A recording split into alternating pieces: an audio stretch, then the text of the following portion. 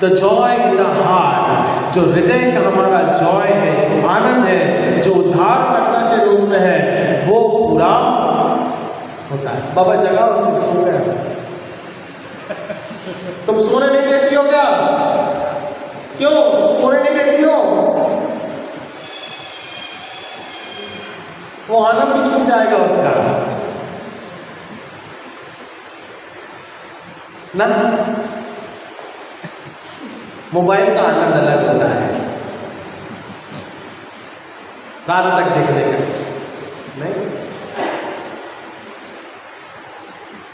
रात तक देखोगे मोबाइल तो सुबह हम भी समझाएंगे तो हम बच जाएगा नहीं। ठीक है, मसीह का आनंद क्या बोलता है?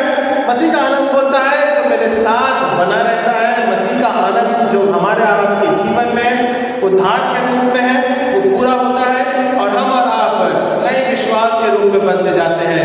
क्या लिखा है फिलिपियों की पुस्तक, उसका दूसरा अध्याय, फिलिपियंस, ये बात के द्वारा मैं समाप्त करूंगा। फिलिपियों की पुस्तक में पढ़ दीजिए मेरे लिए, फिलिपियों की पुस्तक उसका दूसरा अध्याय 12 और 13 पद मैं आपके लिए पढ़ देता हूँ।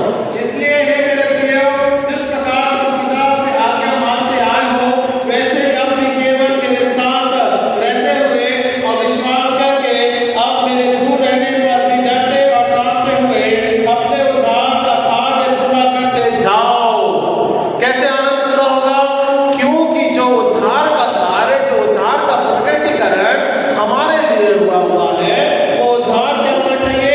पूरा होना चाहिए। इसे पूरा करते जाओ। तुम्हारा जीवन 60 साल का हो, 70 साल का, 80 साल का हो, 90 साल का हो, वो उद्धार का कार्य क्या होना चाहिए?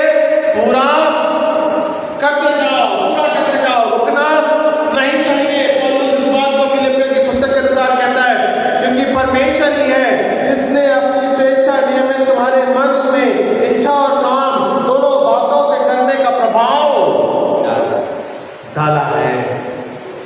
सो उद्धार का कार्य कभी रुकना नहीं चाहिए। पौलुस इस बात को मसीह कलीसिया के तहत कराता है।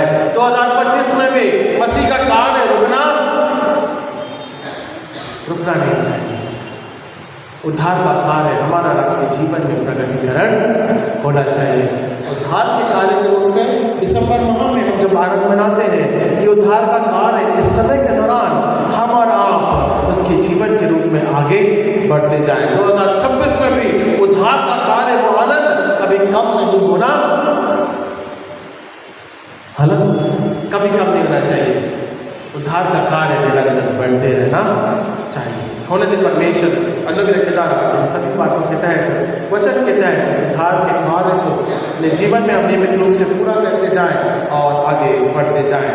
आइए हम प्रार्थना करें। धन्यवाद देते हैं पिता इस समय के लिए, मसीह की आराधना के लिए, उसके अनुग्रह के लिए, जीवन के लिए, सामर्थ्य के लिए, प्रभुता के लिए। पिता, उद्धार का कार्य निरंतर जीवन के रूप में बढ़ता जाए, हम इस बात को प्रार्थना के रूप में ठहराते हैं। जो राजाओं का राजा, प्रभु का प्रभु है, अनुग्रह के द्वारा उज्ज्वल स्पर्श कर अपनी दया और अपने प्रभुता में लेते चले। हाँ पिता परमेश्वर, मसीह के आनंद के तहत हम धन्यवाद के साथ में प्रकट करते हैं, क्योंकि केवल मसीह यीशु प्रभु उद्धार करता है। धन्यवाद के साथ हम प्रकट करते हैं, सारी बातों के तहत तुझसे हम विनती करते हैं। आमीन, आमीन।